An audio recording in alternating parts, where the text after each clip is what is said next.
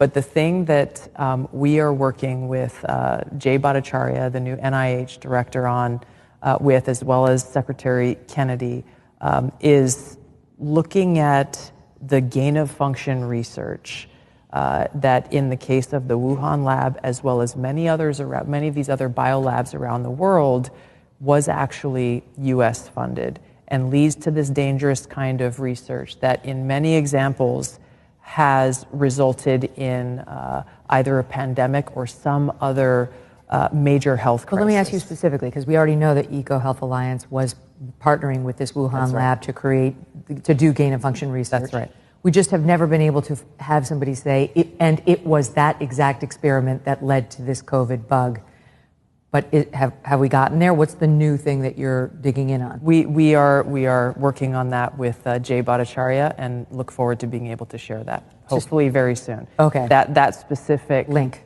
Correct, between the gain-of-function research and what we saw with COVID-19. I mean, that would be extraordinary, because just so the audience knows, if that's true, if it was Peter Daszak's research with the Wuhan so-called bat lady that caused this pandemic, then we did fund it. Then Anthony Fauci helped fund the pandemic. The thing that he denied over and over and over to Senator Rand Paul's questioning.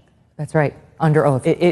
Under oath, exactly. So is it any wonder that he sought a preemptive pardon for anything during a certain period of time by President Biden before he left office? And then strong-armed and smeared people like Dr. Jay Bhattacharya, anybody who came out and said, I don't know if that's natural. This actually smacks of lab.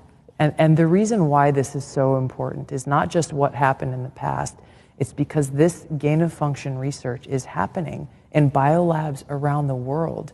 I got attacked, and I think you saw this, we've probably talked about it on your show before, when I warned against US-funded biolabs in Ukraine when the Russia-Ukraine war kicked off for this very reason. Who knows what kinds of pathogens are in these labs, and if released could create another COVID-like pandemic.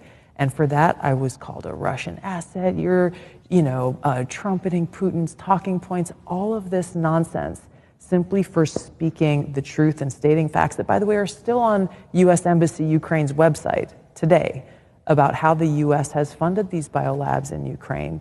But my point is, in order to prevent another COVID-like pandemic or another major health incident that could affect us in the world, we have to end this gain-of-function research and provide the evidence that shows exactly why and how it's in our best interest, the American people's best interest, to bring about an end to it.